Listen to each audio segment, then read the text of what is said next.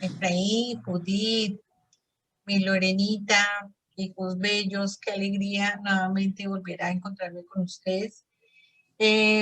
Ustedes saben, hemos estado mirando todo lo de la conformación del alma y pues todas estas cosas. Hoy vamos específicamente a hacerle una entrevista al corazón, siendo el corazón mi esposo. Entonces, corazón mío, ¿me puedes responder unas preguntas?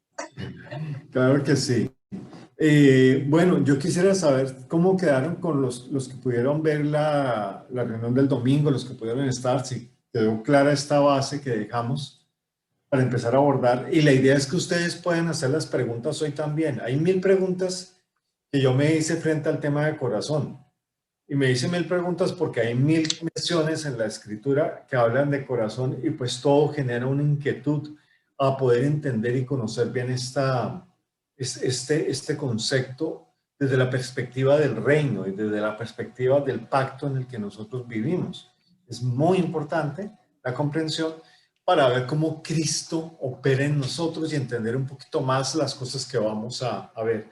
Aunque ustedes no lo crean, esto que hemos visto a través del proceso de transformación del alma, podríamos decir que es salvación nivel 1 y estamos colocando los fundamentos apenas de lo que es todo nuestro activar y desarrollar de la asignación en el cuerpo de Cristo. Entonces, yo quiero saber si alguien quiere anotar algo sobre la reunión pasada, quiere decir algo sobre esto.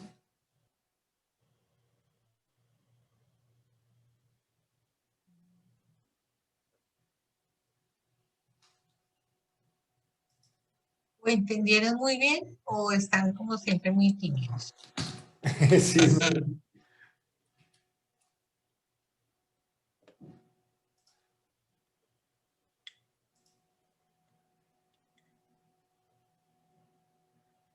Y Judy, ¿tú entendiste muy bien lo del domingo?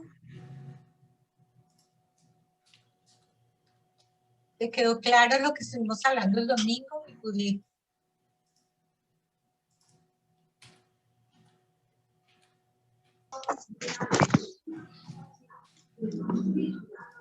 Buenas noches. Hola, sí. Lo que pasa es que cuando no hablan me toca agarrar los que están acá. No, sí, me quedó claro. Lorenita, ¿todo claro?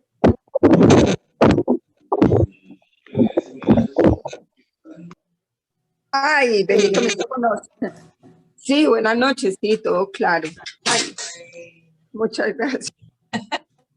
Y Grace, ¿todo claro?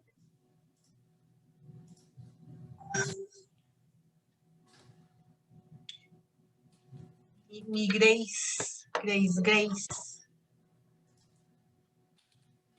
Ah, no tienes micrófono. Ok. Bueno, Bueno, se vamos va entonces en el chat, no hay ningún problema. También pueden contestar por ahí. Para estar pendientes también de lo que digan. Decía mi abuelita, para un vivo hay otro vivo. Bueno, veo por aquí también entró Efraín. Efraín, bienvenido. Pues, amorcito, creo que esta noche estoy como invitado. Esta noche me dijo mi esposa, tú eres mi corazón. Yo le dije, claro que sí, mi amor. Entonces, ¿qué quieres preguntar? Y el resto que se anime a hacer preguntas, pues por favor, todas las preguntas son buenas. Y yo sé que tienen perfecto. preguntas. Entonces, vamos a preguntarle al corazón. Entonces, dime, corazón. Según la palabra, ¿qué eres tú? Bueno, creo que pudimos crear una base. Por favor, y personifiquen el personaje. Yo estoy en la palabra. Como dijimos hablando de mí el domingo pasado, creo que uno de los elementos que quedamos claros, que colocamos como una base y un fundamento, es que lo más interno del ser de un hombre como género es su corazón. Hablamos de que esto de lo más interior también veíamos ese escenario en varias cosas y tratamos de aclarar que dentro de lo más profundo del ser está su espíritu y su alma. Y eso es lo que conforma el ser interior y que el corazón envuelve de alguna manera estos dos. No necesariamente que los contenga en plenitud, pero sí se asienta el ser interior sobre el corazón. Es como lo más profundo, lo que está en el centro, lo que está ahí, ese es el corazón. Y creo que con las ilustraciones y todo esto que hicimos el domingo pasado, debe quedar un poco más claro. Ok. Entonces, Porque, el corazón es la base, el centro, lo más profundo del ser interior. ok. Porque se dice en la palabra que de ti, oh corazón, salen los malos pensamientos. Bueno, ahí, en una de las grandes definiciones que hay en los estudios del término de corazón, desde la perspectiva bíblica e incluso desde la perspectiva psíquica también, allí en psicología, las psicólogas que estemos por aquí presentes, se dice que el corazón es el asiento del alma, es como la base del alma. Y yo quisiera retomar un concepto que dije, y es que el alma es como un gran procesador. Procesa decisiones, procesa ideas, pensamientos y recuerdos, procesa emociones. El alma es como ese gran procesador. Pero pareciera que donde están contenidas todas estas cosas es en el corazón. Así es de que una de las primeras menciones para tratar de poder decir que el hombre está corrompido desde lo más profundo y había empezado a generar ideas y pensamientos desde lo más profundo que estaban corrompidas también, lo encontramos en el pasaje que leímos de Génesis el domingo pasado. Ahí cuando hablábamos en Génesis 6, en el 5, dice que en los pensamientos del corazón, ¿cierto? De allí sale continuamente el mal. Una de las cosas que tenemos que entender es que si el corazón es el ser más interior y que el hombre al perder la capacidad de tener comunión con Dios, de reconocer la vida de Dios, de entender el reino de Dios, al haber perdido todas estas capacidades, su corazón se perdió también. Su corazón empezó a ser afectado. Y es una de las cosas que vamos a ver, que todo el contexto del entorno externo afecta al corazón. Pero el contexto interno de cada persona sí que moldea el corazón definitivamente. Y donde está ausente el Espíritu de Dios, el corazón crea una base de principios o criterios o deseos propios que los hace válidos para sí mismo y los utiliza como una forma de concebir el mundo. Si el corazón no es bueno, si en el corazón no está la luz de Dios, muy seguramente lo que salga de allí no va a ser bueno. Por eso es que es en el corazón donde se gestionan los malos pensamientos.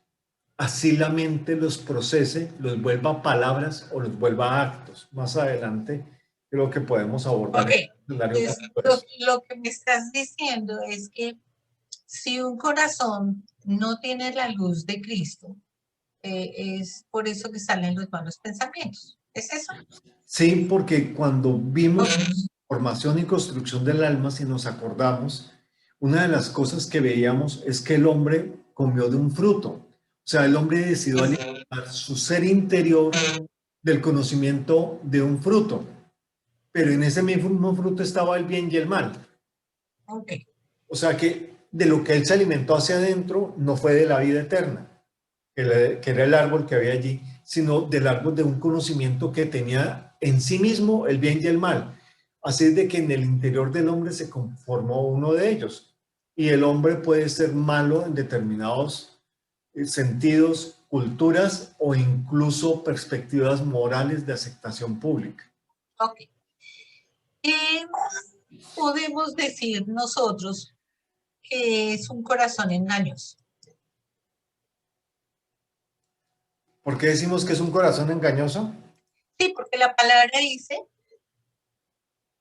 que el corazón engañoso nadie lo conoce.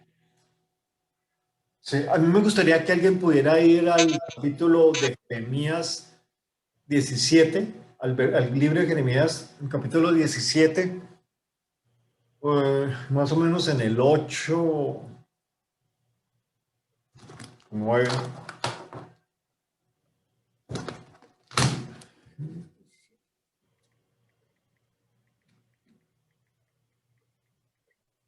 Si alguien tiene preguntas, las lanzan. Alguien escribió esta misma pregunta que me estás haciendo, me la escribió. ¿Dónde queda Jeremías? Ah, ya lo encontré.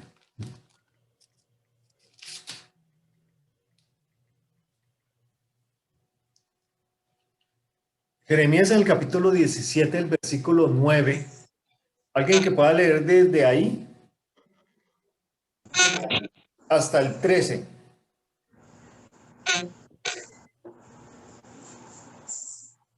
Engañoso es el corazón más que todas las cosas.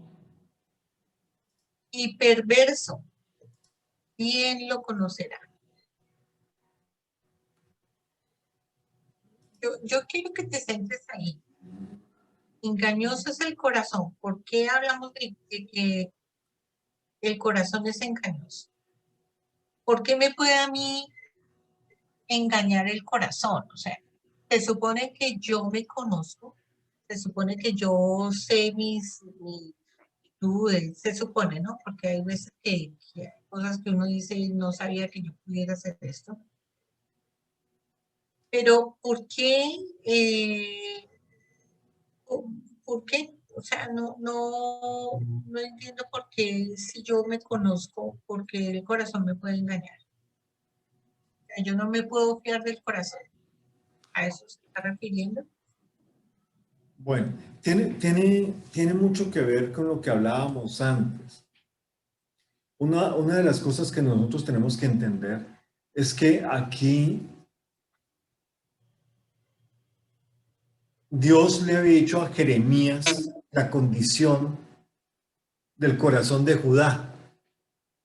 Y ese es el contexto interesante. Dios le dijo a Jeremías cuál era la condición del corazón de Judá. Entonces, cuando vemos el capítulo 17 de este libro de Jeremías, dice que el pecado de Judá escrito está con cincel de hierro y con punta de diamante. El esculpido está en la tabla de su corazón y en los cuernos de sus altares. Entonces es una sentencia extremadamente fuerte, porque lo que está diciendo es que toda esta maldad que hace que el corazón sea engañoso forma parte de la naturaleza interna del hombre no nacido de nuevo. Pero estamos pensando que esto lo dijo Dios en el tiempo de Israel, cuando todavía no había crucifixión, ni había un Cristo glorificado, ni se habían manifestado las promesas, ni había nueva naturaleza, ni se había engendrado, eh, ni se había engendrado realmente. Entonces, cuando parte de esto, los israelitas lo único que tienen para asimilar este tema es, cuando Moisés subió al monte, Dios escribió la ley en unas tablas de piedra. Sí, probablemente las cinceló con su propio dedo y luego pues tuvieron que escribirlas y de cualquier forma transmitirlas al pueblo. Y lo que está haciendo esa ley es que colocó un referente, un parámetro, una comparación para que el corazón del hombre se comparara con esa ley y se diera cuenta qué es lo que había en sí mismos y la razón de por qué no podían cambiar ese comportamiento. Por eso es que él dice, ahí en el 9 concluye y dice, oye, dado que el corazón del hombre se ha inclinado desde el comienzo hacia el mal, así hayamos mandado el diluvio, hayamos mandado todos los jueces, hayamos mandado todos los patriarcas, hayamos mandado todo eso, ahora que estamos en este escenario donde la nación se ha reorganizado para adorar a Dios, en su corazón no hay tal inclinación. Su inclinación sigue siendo hacia el mal. Entonces, aclarar a Dios, ¿por qué dice esto Dios? Entonces Dios dice, sencillo, porque yo los sometí a ustedes a un escrutinio. Yo examiné el corazón de cada uno, ¿cierto? Bueno, entonces, Y al examinar el corazón de cada uno, lo probé. ¿Cómo lo probó Dios? Miró si lo que había en su corazón, comparado con la ley que le había dado Israel, estaban alineados. Y él se dio cuenta que el corazón de los hombres estaban en contraposición, ¿cierto? Por ok, eso lo que terminaban haciendo no era agradable a Dios. entonces podemos redondear, Podían confiar en lo que saliera de su corazón. podemos entonces redondear.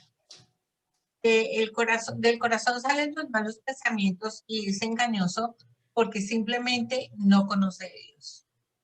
¿Listo? Sí, entonces te lo voy a plantear en un ejemplo para que todos lo sepamos.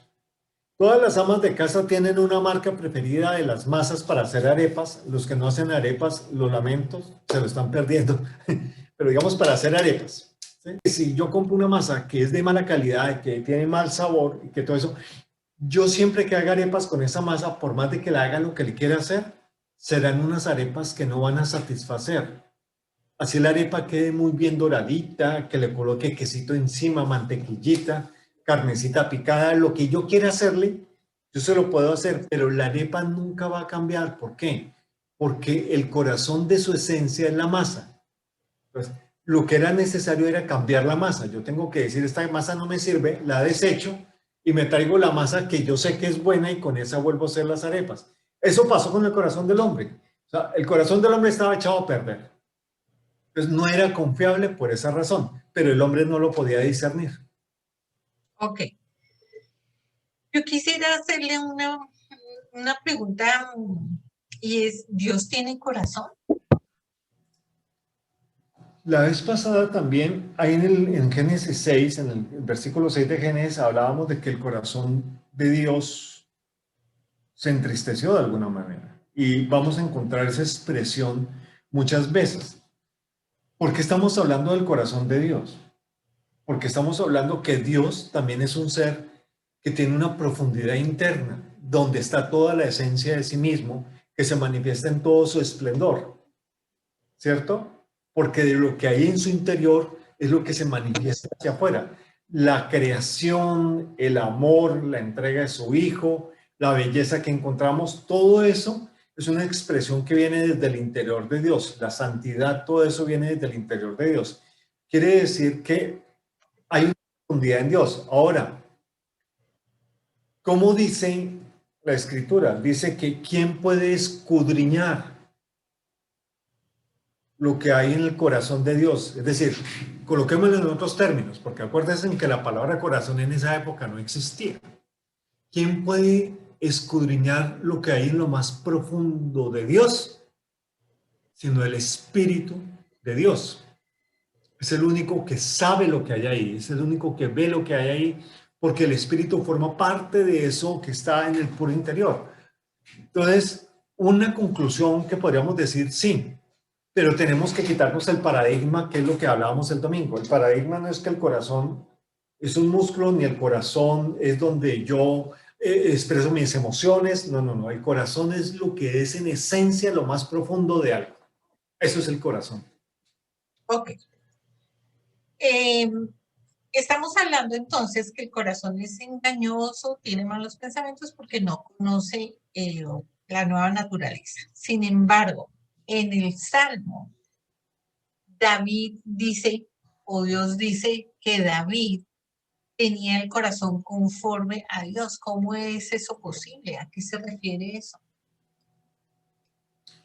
Es muy interesante esto que planteas y esta pregunta porque de hecho la expresión clara trasciende los tiempos. Y cuando se está desarrollando el libro de los Hechos, en las primeras partes, de Hechos en el capítulo 3, el relator de los Hechos, que todos pensamos que es el doctor Lucas involucra en el capítulo 3 esta expresión diciendo que cuando se quitó el gobierno de un rey que no había sido realmente elegido por Dios, sino fue por el pueblo, Dios se levantó un rey a sí mismo que era conforme a su corazón. O sea, la expresión se adentra es allí en el Nuevo Testamento, en los Hechos, en la iglesia naciente. Y lo que parece interesante es qué hacía que David fuera un varón conforme al corazón de Dios, o conforme a mi corazón, porque personaliza, el Espíritu Santo personaliza el tema, es conforme a mi corazón, siendo que David era un hijo de un hombre. Creo que el papá de David se llamaba Isaí, no me acuerdo, me parece que era Isaí. Entonces, era hijo de un hombre. Pero es que cuando David se levanta como rey, viene una promesa sobre David y se le dice que en el trono de David se levantaría un rey que iba a reinar eternamente. Y lo que está diciendo aquí es que en David se había manifestado un carácter desde su interior que se aproximaba a la creación original que Dios diseñó en su corazón. Eso no eximía a David de que fuera pecador, porque David pecó. Eso no colocaba a David en un terreno de haber recibido la salvación que nosotros recibimos.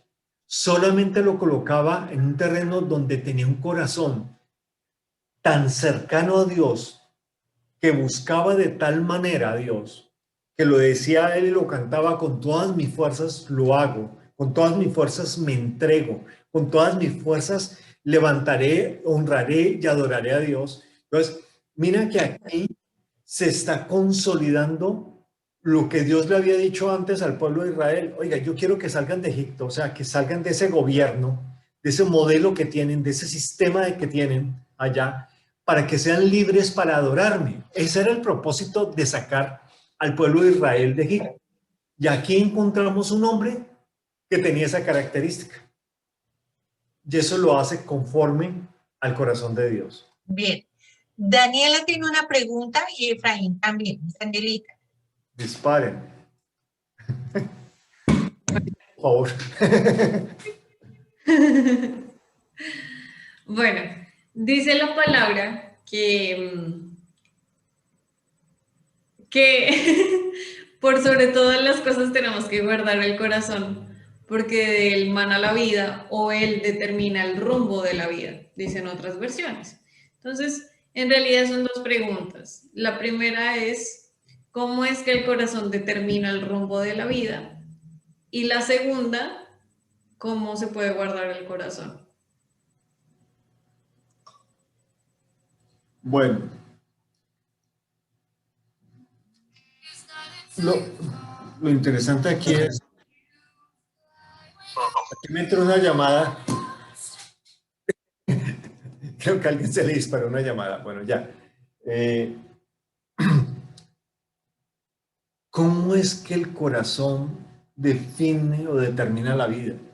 Eso lo tenemos que entender desde la perspectiva de la salvación también, de ese proceso transformador. ¿Por qué? Porque cuando nos enseñaron desde chiquitos allí en la escuela dominical, los que estuvieron en la escuela dominical desde chiquitos, yo no pasé por allí, pero sí tuvimos con mi esposa que dar clase en esa escuela dominical. Siempre nos decían: ¿dónde está Jesús? Y todos decíamos: en nuestro corazón. Entonces, de alguna manera, el único lugar donde Jesús puede habitar es en el corazón del hombre. ¿Por qué? Porque en el corazón del hombre hay una parte que es espíritu.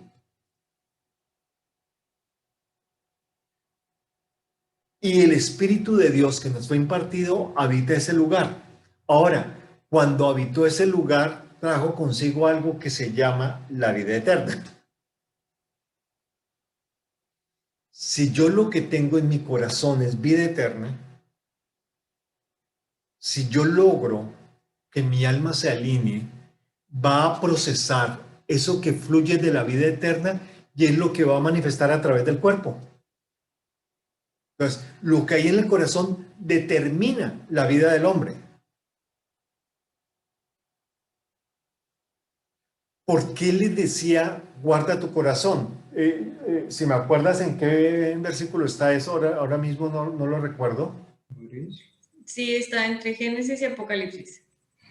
Gracias. Creo que Mari sabe. ¿Mari sabe dónde está eso? Hola, Proverbio 4:23 dice igual, sobre todas las cosas guardadas, guarda tu corazón, porque de él mana la vida. Ok. Entonces,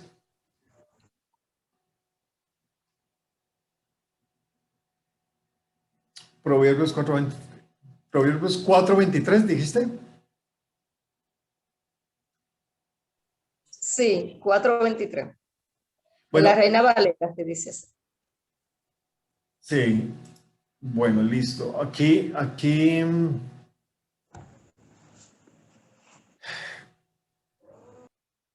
Miren que el contexto curioso de guardar el corazón y guardar la vida lo está colocando en un contexto de sabiduría.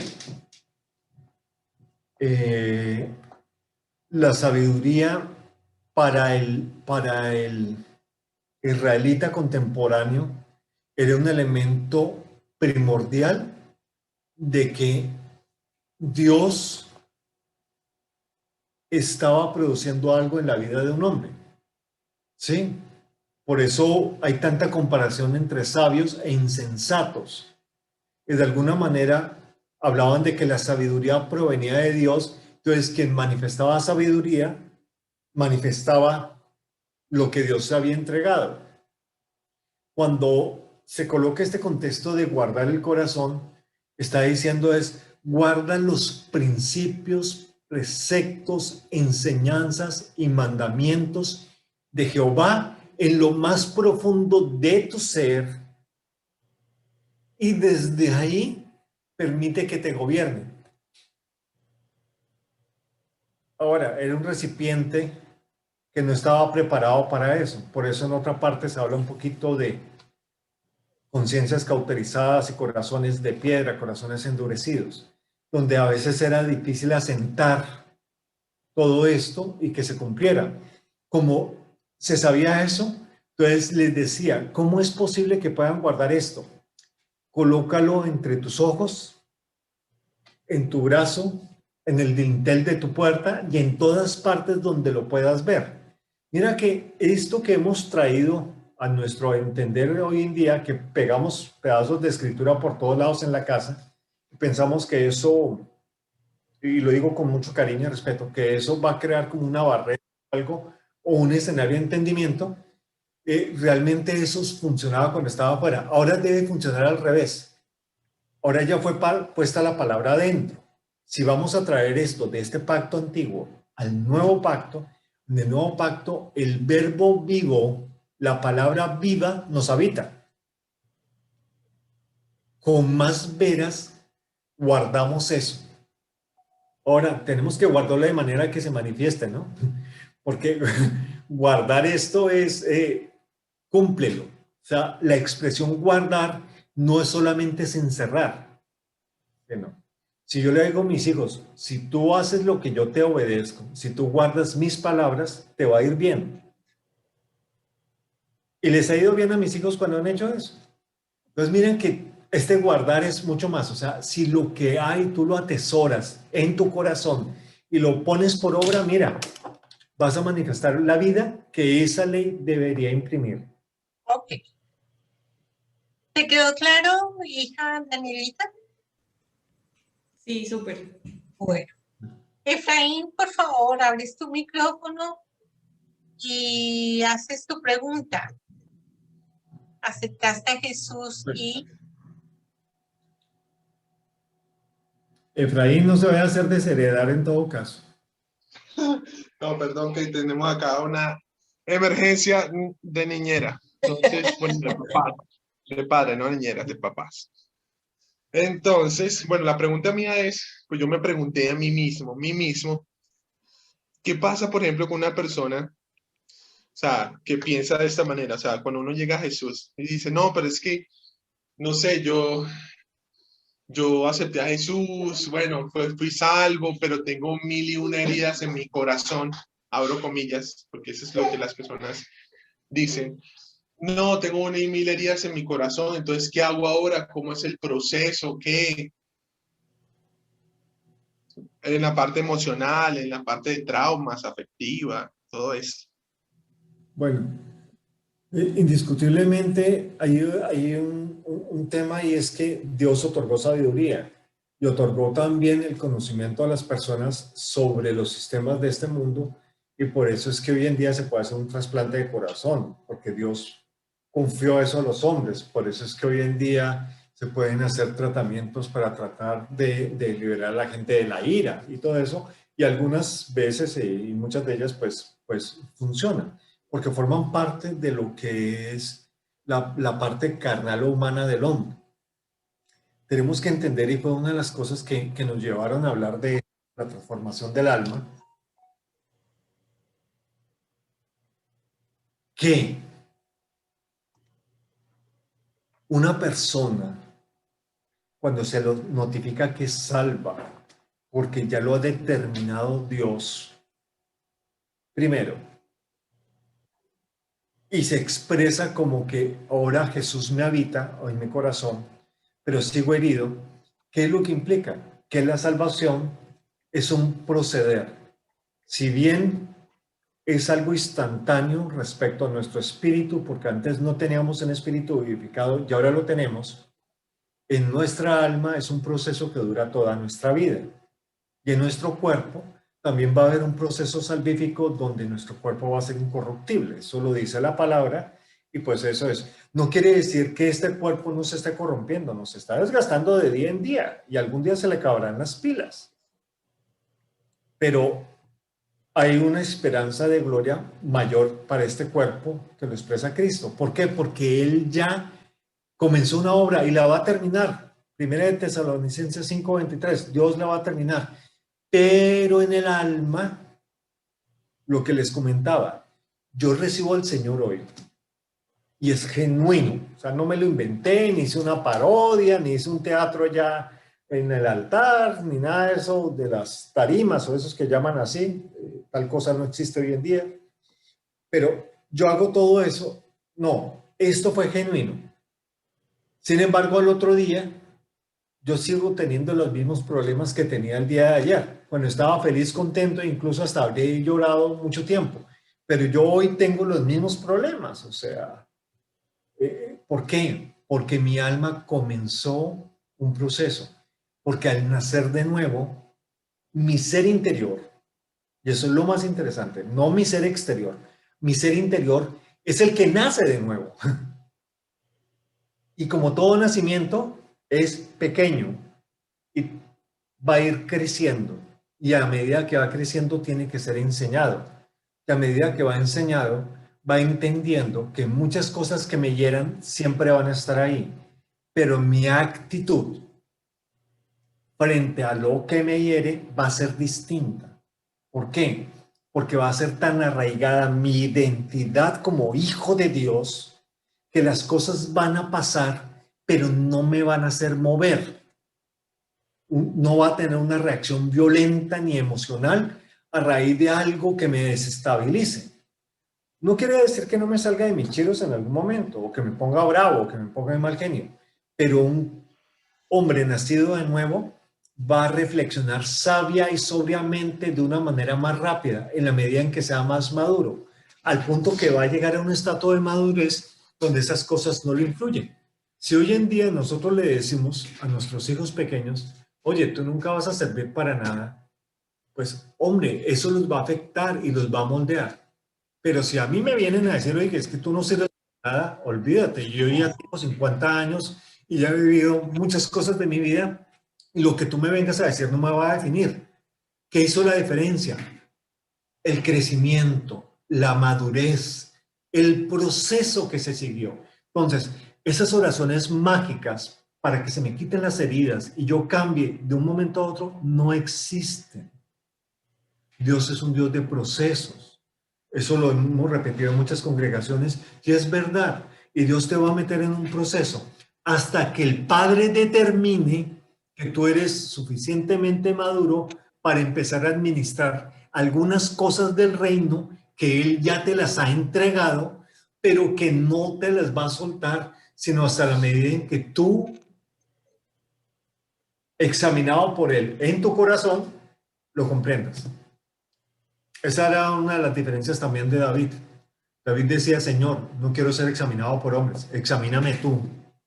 Y si hay pecado del cual yo no soy consciente, hazme consciente, porque yo quiero cambiar. Ese es un corazón cambiado, ese es un corazón distinto, ese es un interior motivado realmente a agradar al Padre. Eso es una verdadera oración, un corazón motivado desde lo más profundo a agradar al Padre. Aquí va a pasar exactamente lo mismo. Entonces, ya no va a importar, y perdón, coloco un contexto dramático, ya no va a importar si me quitan el aguijón en la cara. Ya no va a importar si me echan a la paila de aceite. Ya no va a importar si me colocan en una cruz como una X. Ya no va a importar si me latigan y luego me decapitan. Ya no va a importar si me apedrean y luego me decapitan porque no me morí con la apedreada. Ya no va a importar. Y eso fueron todos los mártires de la iglesia primitiva. Así fueron sus situaciones. Por eso Jesús dijo, en el mundo ustedes van a ser aborrecidos por mi causa. ¿Por qué? Porque el que no entienda de esto no lo acepta. Entonces, hay cosas que yo voy a tener que madurar porque el hecho de haber nacido de nuevo no las quita de experiencias vividas. Si tuve una experiencia traumática cuando era pequeño, cuando reciba al Señor, ese recuerdo y esa experiencia no se borran, sino que yo las voy a ver con otra cosmovisión diferente. Y voy a entender que eso pasó, pero que ahora Dios lo aprovecha para bien. Entonces, son realidades que hay que tratar. Y si mi problema es que yo quiero aceptar al Señor y yo quiero hacer eso, pero tengo un vicio que puede ser pervertido, como pornografía, o puede ser un tema de yo tengo un vicio con el alcohol o que eso, es probable que yo te diga, tú tienes que creer, pero ayúdate con algo práctico. O sea, si tu problema es que sales con amigos y no puedes detenerte en la bebida, pues deja de salir con amigos, es sencillo. Y eso forja carácter, forja decisión. Y yo ya empiezo a hacer las cosas que aunque no me están siendo prohibidas, no me convienen para mi proceso. ¿Eso me quita o me pone salvación? No. Pero sí resta de mi corona de gloria. Sí resta de mi asignación. Sí resta de ser productivo. Entonces puede que yo haya nacido de nuevo y cuando venga Dios a decirme qué has hecho con tu vida, tú digas, no, pues yo nací de nuevo. Y Dios me dice, no, eso lo hice yo. ¿Qué hiciste con lo que yo te di? Bueno, eso es muy interesante lo que estás diciendo y vamos con eso a la siguiente pregunta. Una de las cosas que don Efraín habló la vez pasada que me pareció muy importante rescatarlo, él decía que es el músculo, me parece muy importante resaltar el hecho que Dios en su infinita creatividad y sabiduría hiciera el músculo del corazón como centro, colocarlo ahí en el centro, como lo que sostiene la vida, ¿no? La vida física. Y si lo ponemos en el texto espiritual, el corazón es el que sostiene toda la vida en el espíritu.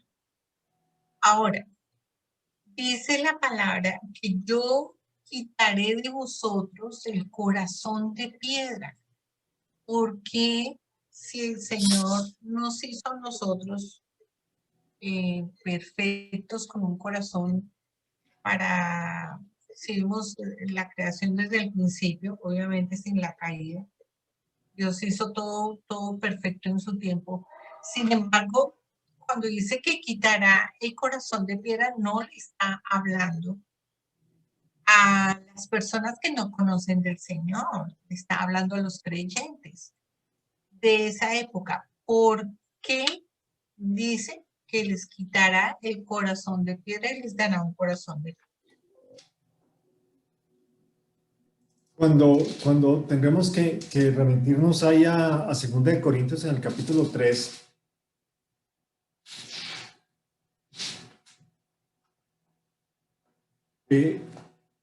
cuando vemos 2 Corintios capítulo 3, estamos en un cumplimiento, ¿cierto?, de lo que se había hecho antes en los profetas, de pronto por allá en Ezequiel, que yo me acuerde, que dice exactamente Ezequiel 11:19, y les daré un corazón y un espíritu nuevo pondré dentro de ellos, y quitaré el corazón de piedra de en medio de su carne, y les daré un corazón de carne. Eso pudo haber sido bien confuso para la gente de ese tiempo y probablemente para la gente del tiempo nuestro. Pero si nosotros nos damos cuenta aquí, lo que él está diciendo es que está anunciando lo que iba a pasar con el misterio de la muerte de Cristo, lo que iba a pasar, ¿cierto?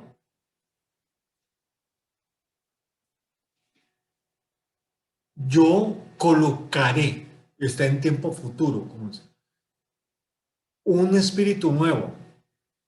Y para poner ese espíritu nuevo necesito cambiar el corazón. Necesito darles un corazón nuevo. Un corazón que pueda recibir ese espíritu. Por eso es que de alguna manera yo les decía que el corazón es como el asiento, la base, el sostén del ser interior. Siendo lo más adentro, por eso hablábamos del juego es el corazón de la piña, se está volviendo de un juego infantil donde todos se enrollan alrededor de algo y uno queda en el centro. Estamos hablando que ahí él colocó algo. ¿Por qué? Porque el espíritu que él tenía que entregar no tenía dónde asirse en el hombre. No había forma de impartir su espíritu en el hombre. No había dónde colocarlo. Eso lo explica Dios de muchas maneras. Cuando hizo el diluvio, lo explicó con el vuelo de la paloma. Que la paloma vuela 3 veces. Va una vez a ver si la tierra se había secado y regresa. Porque la paloma no encuentra dónde asentarse.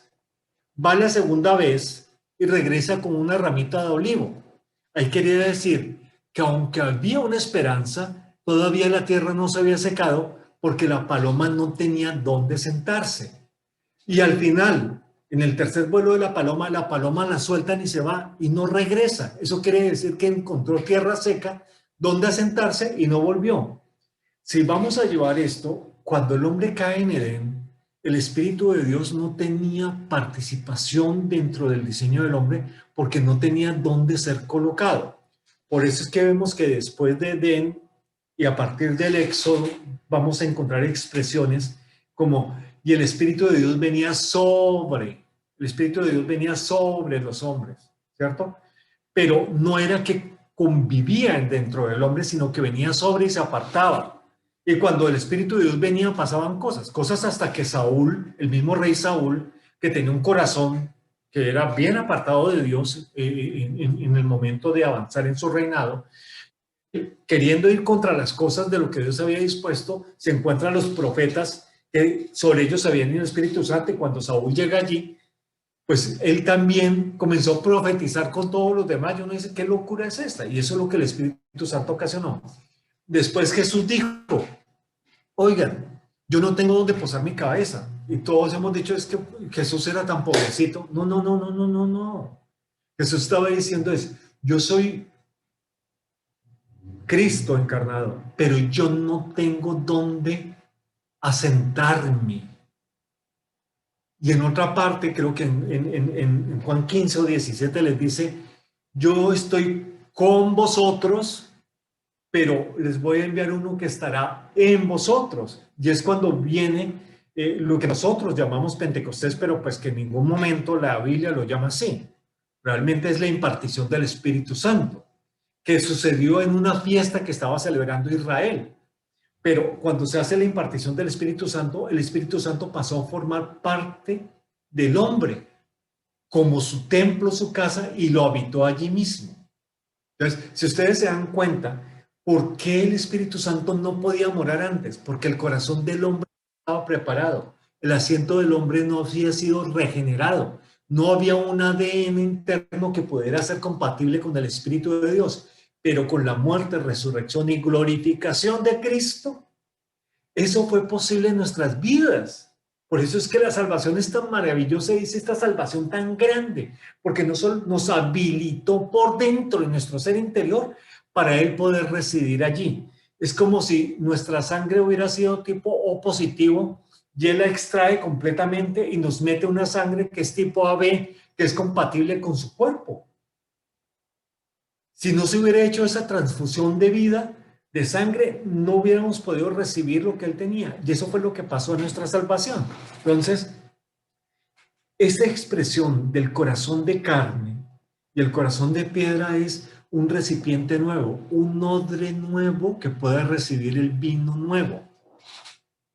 ¿Sí? Y ahí uno empieza a entender todas esas parábolas y asimilaciones que se hacen con, oye, remiendo nuevo, vestido viejo. Oye, yo tengo que hacer algo nuevo para poder traer mi espíritu sobre esto y que ustedes tengan el nuevo pacto viviendo en ustedes, que es el pacto eterno, porque lo que van a tener es vida eterna. Entonces, esa preparación del corazón sucede ahí. Y por eso es que es necesario que Él haga un cambio de corazón en nosotros para que tenga asiento para su espíritu y para el proceso de transformación de nuestra alma.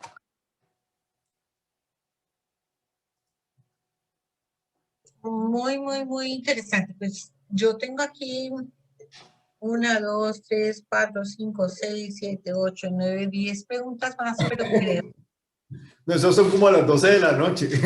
que el tiempo no nos da. Entonces Sí, sí, vamos a sí. dejar hasta ahí y el domingo seguimos y con eso le damos la oportunidad a esta gente bella de que pueda seguir preguntando. Sin embargo, te dejo, corazón, con Bueno, con la última pregunta que no quiero que la contestes. La vas a pensar, corazón, porque es que mi corazón. La última pregunta es, ¿por qué relacionamos el corazón con el amor? El corazón siente para amar, así como el San Valentín y estoy ennoviada y mi corazón palpita y se me hacen mariposas en el corazón y etcétera, etcétera. Lo dejo para que el otro domingo sigamos con esa respuesta. listo. Vamos a hablar del San Valentín. Bueno, mis amados, muchas gracias por el día de hoy. Gracias por estar presente. No se les olvide, es muy importante estar orando los unos por los otros para que la salud que Dios ya nos dio sea manifestada en todos nuestros cuerpos. No veo a Adrianita, no sé si es que siguió malita. Ya la última vez me dijo que estaba con mucho dolor en el cuerpo, no sé si seguirá mal. Así es de que, nada, vamos a orar y vamos a despedir este tiempo pidiéndole al Señor que Él traiga a realidad todo lo que ya en el Señor hizo.